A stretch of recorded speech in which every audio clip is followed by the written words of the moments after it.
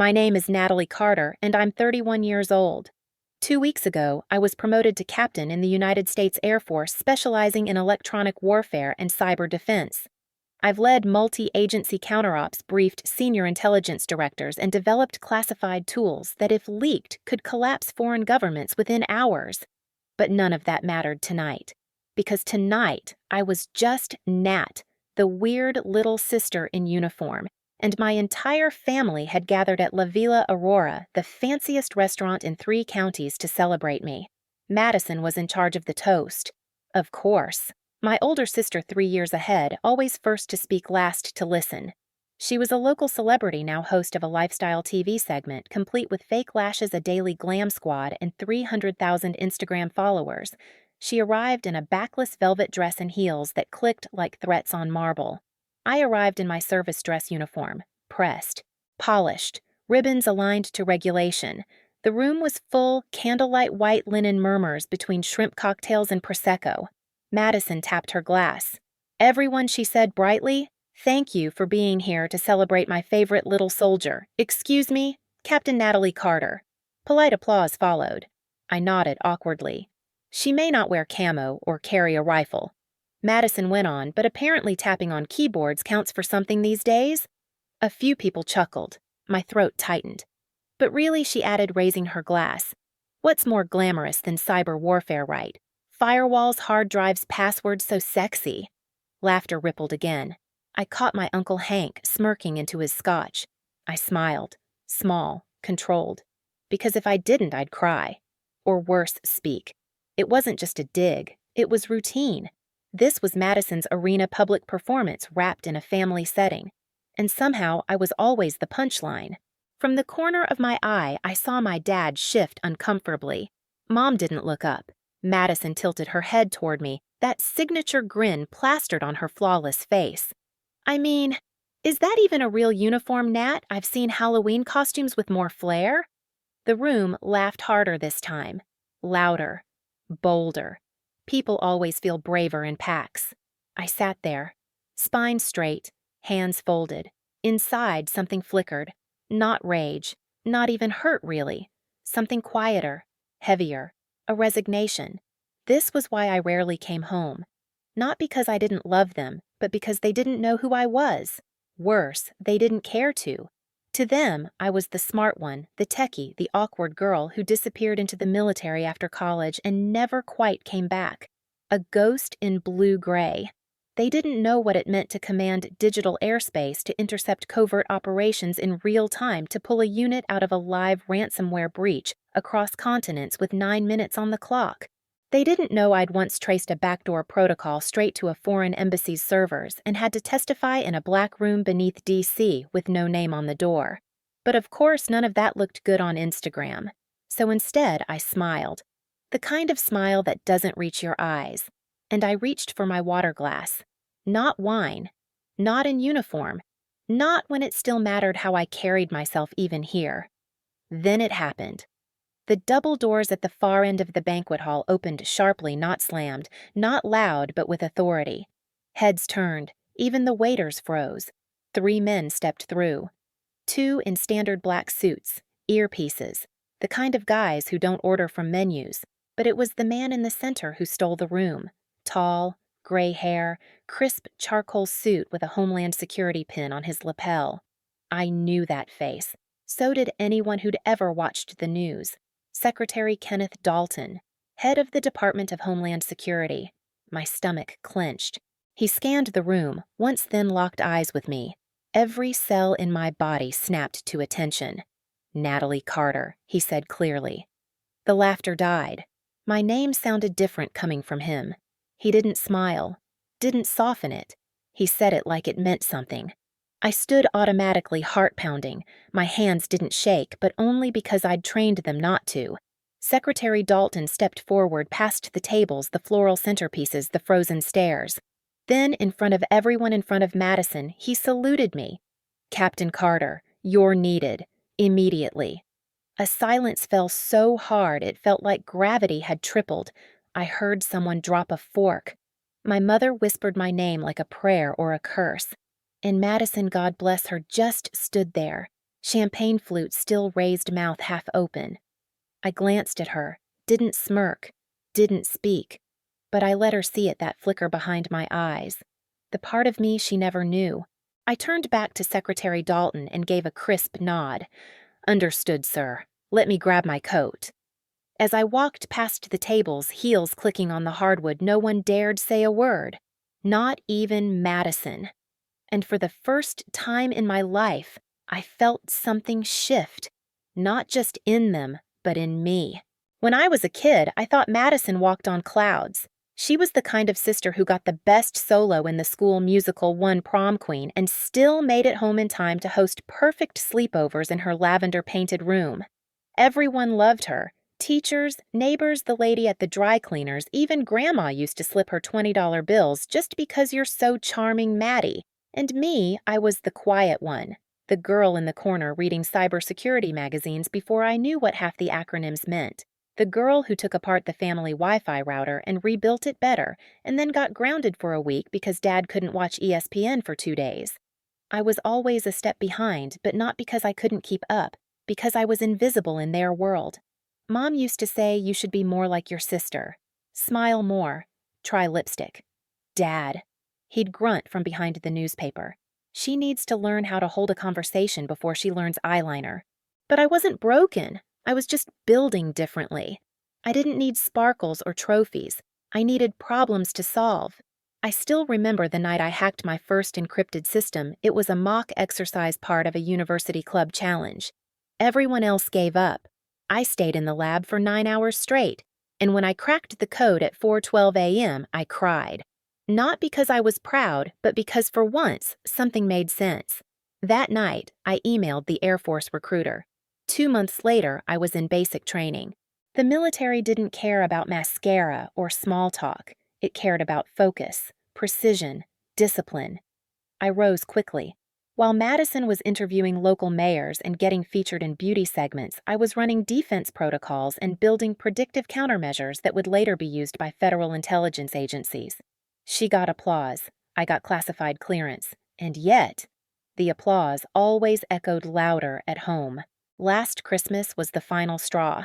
I had just returned from a 6-month joint deployment. I couldn't say where. I couldn't say why. But I was exhausted physically, mentally, emotionally.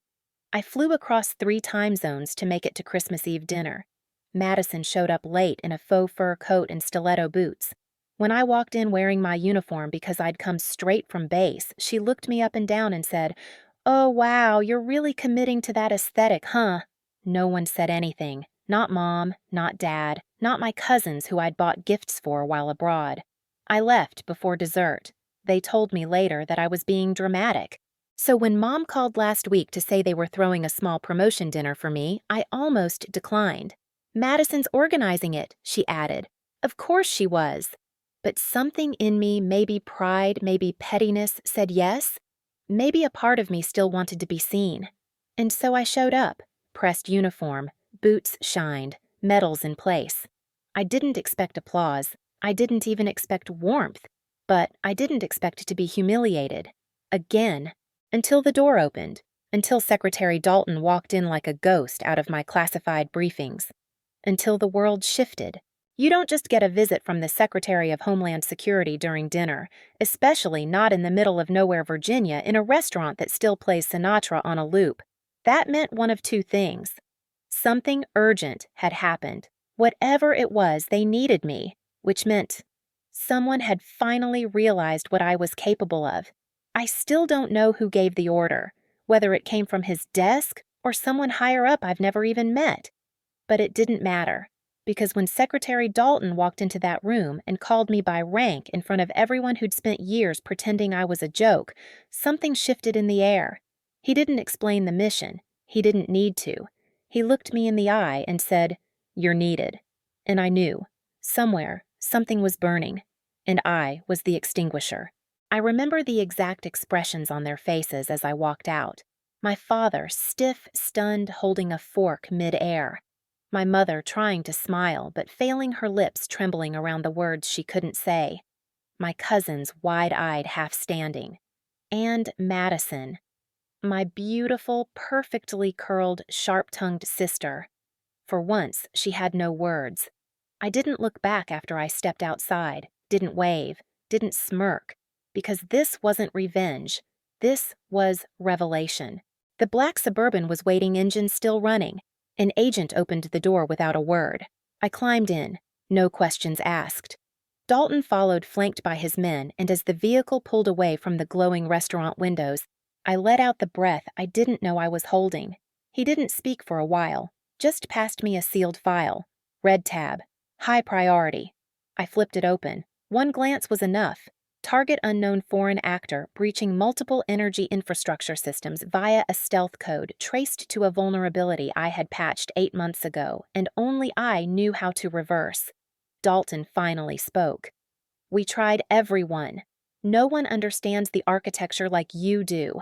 My chest lifted, not because I felt flattered, but because I felt trusted, recognized, not as Madison's sister, not as someone's daughter, but as Captain Natalie Carter, the one they call when everything else has failed.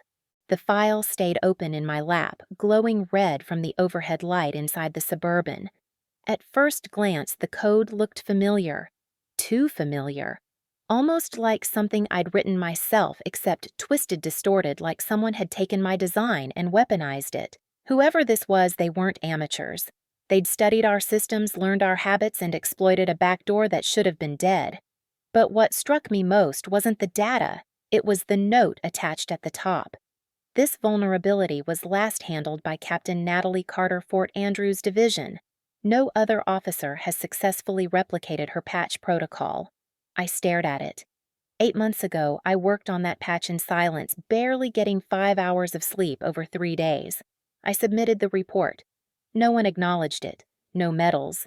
No handshakes. Just silence and another assignment waiting in my inbox by Monday. Now it was the only thing standing between an active national threat and total system collapse. Madison had called it keyboard stuff. But in reality, I had written the only key that could now lock this breach down. Dalton's voice was low. We need you at Fort Kavanaugh. The NSA team's already en route. They'll need you to lead the neutralization protocol. Lead. Not assist. Not advise. Lead. I nodded. Understood. He handed me a secured tablet and a headset. You'll have 5 minutes of briefing time before the blackout window begins. Whatever you need, just say it. And then, like I'd done so many times before, I flipped the switch in my mind. From Natalie, the daughter who could never measure up to Captain Carter, U.S. Air Force Cyber Division. But inside that focused resolve, something cracked. Not professionally, emotionally, because all of it, the laughter at dinner, the mockery, the hollow applause, it didn't just hurt. It echoed. It wasn't just Madison's voice anymore. It was my father's, too. The way he'd pull me aside as a teenager and ask, "Are you sure this tech stuff isn't just a phase?" Or my mother, "Why not get into something more social, like public relations?" They had never once come to a commissioning ceremony. Not basic graduation. Not tech school honors. Not my first base assignment. Not even when I made first lieutenant. But they came to Madison's taping of Morning Delights when she got her 10-minute cooking segment on air. They said it was just more accessible, translation easier to brag about. And here I was, being escorted in a government vehicle with classified intel in hand, preparing to lead a cyber operation involving multiple federal agencies, and I still felt like I was trying to prove something to people who never cared to understand. The plane to Fort Kavanaugh was waiting on the tarmac, a C-21 Learjet, no insignia. Inside were 3 analysts from NSA, a code engineer from DHS, and someone from the CIA whose name wasn't offered. We didn't speak much, just nodded, reviewed files, synchronized systems. The mood was grim. The breach had escalated. If the intruder wasn't locked out within the next 5 hours, the code could cross-infect 3 major power grids across the East Coast, triggering rolling blackouts and infrastructure crashes. This wasn't a simulation. This was real. I dove into the architecture, mid-flight, fingers moving across the tablet faster than I could think. The code. It pulsed like something alive. But underneath the chaos, I saw fingerprints. Not literal ones, but tells tiny quirks in the formatting naming convention's segmentation techniques. And then I saw it. A signature string, one that looked disturbingly like my own. Someone had taken my old protocol and reverse engineered it using my logic as a skeleton, then layering it with malware. My throat went dry. Whoever wrote this, I whispered, they studied my patch line by line. The NSA analyst leaned in. Could they have accessed it through internal channels? I shook my head. I submitted it through secured devline. Only 5 internal reviewers had access. Pause. I didn't want to say what came next, but I did. 3 of them worked under Madison's old college roommate. She's with a private defense contractor now, civilian side. A heavy silence fell. The analyst's eyes widened. You think this was sold? I nodded slowly. Or leaked. Hours later, I stood in the operations center at Fort Kavanaugh, a windowless, high-ceilinged, steel-cold room filled with screens, hums, and red emergency lighting. I gave the team the new overwrite protocol. I led the first counter-deployment. When the code resisted, I rewrote the patch in real-time, weaving in logic traps only I could design, because I was the original architect. At 3:12 a.m., the breach was neutralized. No blackouts, no loss of data, no headlines. Just quiet success. The secretary's message came minutes later. Exceptional work, Captain. We'll brief the president directly. I stared at the message, and I didn't feel triumphant. I felt numb. Because even now, even as I sat in a black SUV on the way back to my base quarters, my mind wasn't on the operation. It was on Madison's smirk, her laughter, the way my father's eyes had flicked away when the secretary called my name. The way my mom adjusted her necklace and looked down at her wine. They had seen it, the salute, the urgency, the authority. But would they understand it? Would they finally see me? And if they didn't, did it matter anymore? I didn't go back to the hotel that night. Instead, I sat alone in the Mission debrief room. Lights dimmed, screens powered down, silence pressing in from all sides. It should have felt like peace, victory, but it didn't. It felt hollow. The adrenaline had faded. My hands were steady now, but my chest, it ached. Not from stress, from something deeper, like grief, but not for a person, for a truth I'd spent years hoping to rewrite. I used to believe that one day, if I worked hard enough, achieved enough, earned enough, my family would look at me and see someone worthy, someone equal. But that night, after saving half the eastern seaboard from a coordinated cyber attack, I sat in a silent room with the weight of that childhood hope crumbling inside me. Because even that hadn't changed a thing. Around 6:00 a.m., my phone buzzed. It was a message from my mother. Are you okay? We're all still a little confused. Madison's pretty upset. She says you embarrassed her. That was it. No congratulations. No, we're proud. Not even. We saw what happened, and we're sorry. Just confusion. And Madison's feelings. Again. I stared at the screen for a long time. Then I did something I hadn't done since I was 15. I cried. Silently. Chin tucked down, shoulders stiff. Not because of Madison. Not even because of Mom. But because I knew now with chilling clarity that they would never understand me. Not really. Back at my quarters, I peeled off the uniform I'd once been proud to wear home. I hung it in the closet like armor I no longer needed. Then I stood in the mirror. No rank, no ribbons. Just Natalie, bare-faced, hair pulled back, exhausted. I looked like a ghost. For years, I thought the uniform would bridge the gap between who I was and who they wanted me to be. That if I wore it well enough, stood tall enough, they'd finally see me. But they didn't see a captain. They saw a costume. Because to them, nothing I did mattered if it didn't shine in the spotlight like Madison. And yet, I was the one who'd been called when the system was on fire. I was the one trusted to lead. But somehow, that still wasn't enough for them. Later that day, I received a formal commendation. It came through encrypted channel. No ceremony, just a digital file and a short message from my commanding officer. Well done, Carter. The Joint Chiefs have reviewed your protocol. Excellent leadership under fire. Stand by for further orders. I typed a reply. Thank you, sir. Then I stared at the blinking cursor. What I wanted to say was, I appreciate it, but it doesn't feel like a win. Not this time. But you don't say those things, not out loud, not in uniform. You square your shoulders. You carry the silence. You let it harden into pride even when it doesn't feel like pride. The next day, I flew back to D.C. At the terminal, a stranger walked up to me, a man, civilian, late 50s, baseball cap worn jacket. He glanced at my duffel bag where the corner of my uniform peeked through the zipper. "You military?" he asked quietly. "Yes, sir," I said. "Air Force." He nodded. "My son's in the Navy. Third deployment now. Says the cyber folks save their butts every other day." I smiled softly. He hesitated, then added, "Thanks for what you do. I know most people don't get it, but some of us see it. That hit harder than I expected." I nodded. "Thank you. That means more than you know." And it did. A total stranger had given me more recognition in 10 seconds than my entire family had offered in a decade. Back in my apartment, I unpacked in silence. No flowers, no cards, no balloons, just orders, protocols, new directives. Duty never sleeps. But something inside me had, and now it was waking up. I'd spent years building myself for a family that didn't want who I was. I'd tried to be impressive enough to matter to them, but that wasn't my job anymore. Because maybe it never was. I opened my laptop and pulled up an old folder. Something I hadn't touched in over a year. Civilian Cyber Leadership Initiative, a project I'd pitched to my supervisor months ago. A program designed to train high-performing women from underrepresented fields for defense-grade cyber strategy roles. It had been tabled. Too ambitious. Not a current priority, they said.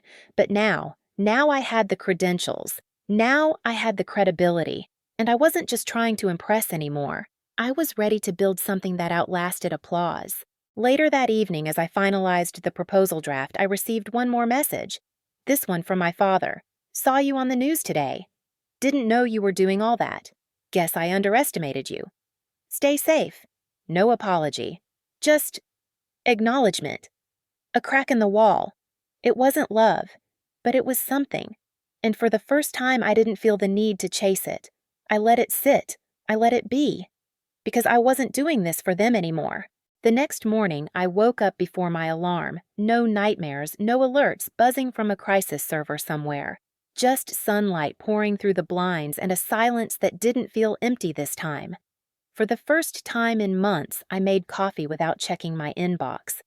I sat on the couch barefoot hoodie over a tank top staring at the skyline and letting the quiet tell me something I had never let it say. You don't owe anyone your brilliance. That thought rolled around in my head like a marble, smooth and solid. All this time I had been performing, even at the top of my field with ranks on my collar and a room full of men who deferred to me. I was still the girl trying to get Madison to stop rolling her eyes, still trying to get Dad to look proud when I spoke, still trying to get my mother to stop changing the subject when someone brought up Natalie's work. I wasn't going to do that anymore. By noon, I had pulled together a 10-slide deck, sharp, direct, tactical. It outlined my proposed Civilian Cyber Leadership Initiative, a 6-month fellowship for women in STEM fields who wanted to transition into government-level defense work. The goal wasn't just to train them, it was to arm them with the power to lead, to be seen, to be called first when the systems burned. I sent the draft to my commanding officer with one line in the email, "Sir, respectfully requesting reconsideration of this initiative in light of recent operations. I am willing to lead." That last sentence gave me pause. I almost deleted it, but I didn't, because I was done shrinking to fit their comfort. An hour later, my secure line rang. "Colonel Harris, Carter. You just walked out of one of the tightest ops we've run this quarter, and your first email is a new proposal." "Yes, sir," I said, standing without realizing it. Silence. Then a sigh. "I'll admit you've got timing." I waited. He continued.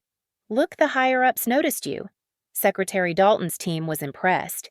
Hell, the president's tech advisor asked for your after-action notes. That stopped me cold." He chuckled. "Yeah, you've made noise. The right kind. We'll review your proposal, but I want to be clear, if we greenlight this, it's yours to run. That means oversight. That means politics. I understand, sir. Do you? He asked. And for the first time, I truly did. Yes, I'm ready. Later that night, I called someone I hadn't spoken to in years, Dr. Eliza Bell, my old mentor from Caltech, the only woman who ever looked at me and said, "You've got fire. Don't let them put it out just because it's not pretty." Her voice was the same crisp, amused, slightly British. "Natalie Carter," she said. "Did I hear your name in some congressional memo this morning, maybe?" Finally causing trouble on a national scale. "Trying," I said, smiling. I told her about the initiative, the vision, the gaps I wanted to fill. She listened quietly, then said something that made my throat catch. "Good. Lead it like it's your legacy." I hung up and sat in that line for a long time. My legacy. Not my apology. Not my attempt to earn love from people who only valued sparkle. My legacy. A few days later, I received an email from an unexpected name. Madison. Subject line about the dinner. For a moment, I just stared at it. My finger hovered over the delete key. But curiosity, or maybe something deeper, won out. "Hey! I don't know what that whole thing was the other night, but it was a bit much. Secretary Dalton. Seriously, you didn't think to tell us? You kind of hijacked your own dinner, and I think you made Mom cry. Anyway, just wanted to say, you looked intense, like actually important. Guess I never really knew what you did. Hope you're okay." It wasn't an apology, not really, but it was more than I'd ever gotten from her. Still, I didn't reply. Not yet, because I didn't owe her an explanation for who I'd become. She could see it from where she was, finally. The next week passed in a blur of approvals, red tape meetings. I presented the initiative to senior brass, including Secretary Dalton's advisory team. I expected resistance. I prepared for it, but what I didn't expect was this. They wanted it. Apparently, my protocol patch, the same one Madison mocked as obsessive coding, had become the case study in every federal training lab from D.C. to San Diego. I was being asked to build a pipeline of more Carter-caliber analysts. That phrase alone nearly broke me. So I smiled, I nodded, I committed. Then I went home and cried again, but this time it wasn't grief. It was the release of years of being overlooked, shoved aside, treated like a footnote to someone else's headline. Not anymore. A week later, I was in uniform again, this time by choice. A private meeting with senior leadership at Fort Andrews. Cameras, flag pins, a handshake from the undersecretary herself, and a final unexpected guest. My father. He didn't say much, just stood in the back, watchful, awkward in a civilian jacket. When the briefing ended and the others filtered out, he stepped forward. For a second, neither of us spoke. Then he cleared his throat. "You looked steady up there," he said. I blinked. "Thanks." Another pause. "Then I still don't get half the stuff you do, but I guess it doesn't matter if I do." I waited. He looked at me tired but sincere. "I'm proud of you, Nat, even if I never said it." That cracked something in me and sealed something else. Because I realized I didn't need him to say it anymore, but I still let the words in. As I walked him to the door, I saw my reflection in the hallway mirror. Captain Natalie Carter, no makeup, no curls, no spotlight, and yet completely unmistakably seen. The invitation arrived by text, just 5 words, no emojis, no punctuation. Mom's birthday dinner this Sunday. It was from Madison. I stared at it for a solid minute, thumb hovering over the screen. I hadn't seen any of them since the promotion dinner. No apologies, no phone calls. Just that awkward, tone-deaf message from Madison days after I'd helped stop a federal cyber attack. I thought about ignoring it, but something inside me, not anger, not resentment, but something sharper, cooler, said no. Show up. This wasn't about them anymore. It was about finishing something, for myself. I wore civilian clothes, no uniform this time, but I still walked in tall. Madison opened the door, already dressed in cream and pearls like a department store ad. Her eyes flicked over me, scanning. She stepped aside without a word. Inside the usual crowd, Mom at the head of the table, Dad already halfway into his drink, a few neighbors and Madison's friends from her yoga studio. All mid-conversation, all loud. It wasn't until I sat down that it happened. A long pause. Then someone, I think it was Madison's friend Candace, smirked and said, "Oh, the cybersecurity girl. So, are you still decoding Russian tweets or whatever it is you do?" Laughter. Light, dismissive. Madison didn't stop her. Neither did Mom. My fork stayed poised above my plate. I looked at Candace, smiled politely, then said, "Actually, I've been working directly with the Department of Defense. My last op involved intercepting a live cyber espionage breach on U.S. power grids. I led the operation." Silence. Madison made a show of sipping her wine. Candace blinked. "Oh, wow." Mom finally cleared her throat. "We just never know what you're doing, dear. You don't tell us." "Because no one ever asked," I said calmly, not cruelly. Then I turned to Madison. "Not even you." She rolled her eyes. "This again." "No," I said. "For once, this isn't about again. This is the first and last time I'll explain myself." Everyone looked up. I took a breath, steady and even. When I joined the Air Force, I didn't expect a parade, but I also didn't expect the people I love to treat my work like an inconvenience. I spent years building systems to keep this country safe. I've prevented attacks you'll never hear about because that's the nature of my job. Silent victories. I paused, but the loudest thing I ever heard was your silence. All of you. Mom looked stunned. Dad sat very still. Madison's face was unreadable. I continued, voice softer now. "I wore a uniform to my own promotion dinner, and my own sister laughed. You mocked the thing I've sacrificed sleep, years, and relationships for. And I let it go like I always have. But not this time. I stood up, not dramatically, but with purpose. I'm not asking for applause. I don't need your approval. I just want you to understand that I stopped showing up for the recognition a long time ago. Now I show up for me. For what I believe in." The room was still. Then the sound, a faint, deep thrumming from outside. At first I thought it was traffic, but it grew louder. Then I knew. Rotors. The window behind the dinner table shook slightly as the whoop, whoop, whoop of a low hovering helicopter settled directly above the neighborhood. Madison turned toward the sound, blinking. "What the hell?" Then my phone buzzed. An encrypted text. One line. "Transport ETA 60 seconds. Immediate pickup requested. Secure briefing." I tucked it away without missing a beat. I'm needed. I walked to the door. Behind me, I heard chairs shifting, whispers, confusion. As I opened it, a black SUV had already pulled up, lights flashing in low-profile mode. A suited officer stepped out, looked straight at me, and said, "Colonel Carter." "We're ready for you." The gasp behind me was audible. Madison's voice cracked. "Colonel," I turned back just for a second. "Yeah," I said. "I got promoted last month. They didn't put it on TV. Sorry if that makes it hard to brag about." And with that, I stepped into the SUV. The ride was smooth, quiet, no questions.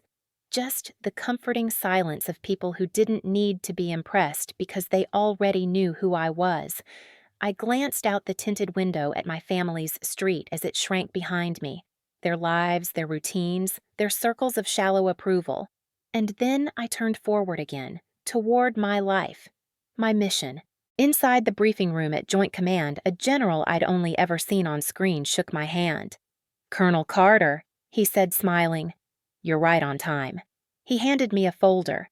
Inside was the first wave of approval documents for the Civilian Cyber Leadership Initiative, my initiative. "Ready to build it?" he asked. I looked at him, clear-eyed, shoulders square. "I was born ready, sir." The first class of the Civilian Cyber Leadership Initiative launched 6 months later. 24 women, ages 22 to 40, former public school teachers, data analysts, single moms who coded after their kids went to sleep. All of them brilliant, all of them overlooked. Not anymore. I stood before them that first day in my uniform, not for show, not for defense, but because I'd earned it. And now I wore it for them. When I looked out into that room, I didn't see hopefuls. I saw all the versions of me that had been ignored, dismissed, or underestimated. And I told them what no one had told me. You don't need to shout to be strong. But when it's time, speak, like no one will interrupt. You're not here to prove your worth. You're here to lead. They believed me. because I believed it now, too. Outside of work, things didn't magically fix themselves. Madison still posted brunch photos like her life was a perfume ad. My mom still got quiet whenever the word military came up, and Dad tried, quietly, but I'd stopped looking to them for approval. That craving, that endless hunger for validation had finally burned out. What remained was something sturdier, something I'd forged on the inside: peace. One morning, as I left the Defense HQ building, a young airman approached me near the steps. Nervous. She looked about 19, barely out of training. "Ma'am," she asked, "are you Colonel Carter?" I nodded. Her face lit up. "You're the one who built the new program. My sister just got accepted." I smiled. "That's incredible. She said you made her feel like she could belong, like she mattered." I swallowed hard. "That's the point," I said. "She does." That night I got a letter. Real paper. From my father. His handwriting had always been sharp and blocky, like he was still writing field reports. It read, "I've watched from a distance. That was my mistake. I kept waiting for you to become someone I could understand, but what you've become is someone I can't stop respecting. You did it without asking for permission. You did it your way. I was wrong to doubt it. I'm proud of you, Natalie, more than I've ever said." I read it 3 times. Then I folded it, tucked it into the inside pocket of my dress blues, the same jacket Madison once mocked as trying too hard. Not for closure, not for proof, but because even if he never said another word, that moment mattered. A few weeks later, there was another dinner. Not family, graduation. The first cohort of my program about to step into real defense operations. The Secretary of Defense came to speak. She spotted me across the room and walked straight over. And just like she had months ago, she didn't smile. She saluted. "Colonel Carter," she said, "you've done more with this program in 6 months than some do in 6 years. These women, they'll change everything." I nodded, heart thudding. "That's the idea, ma'am." The secretary leaned in slightly. "You don't just build systems," she said. "You build legacies." Later that night, I stood outside alone under the stars. There was no applause, no medals, just the quiet buzz of conversations behind glass and the soft wind brushing my face. I thought about the dinner, the mockery, Madison's smirk. I thought about how small I used to feel walking into those rooms, how hard I tried to earn love by shrinking into someone easier to understand. But now I knew the truth. You don't need to fit in to matter. Sometimes the most powerful thing you can do is to exist fully and let the world recalibrate around you. So, if you ask me what changed, it wasn't my rank, or the program, or even the salute from the secretary. It was me. The girl who once sat quietly at family dinners hoping to be asked about her life. She grew into a woman who built her own table and invited others to sit beside her.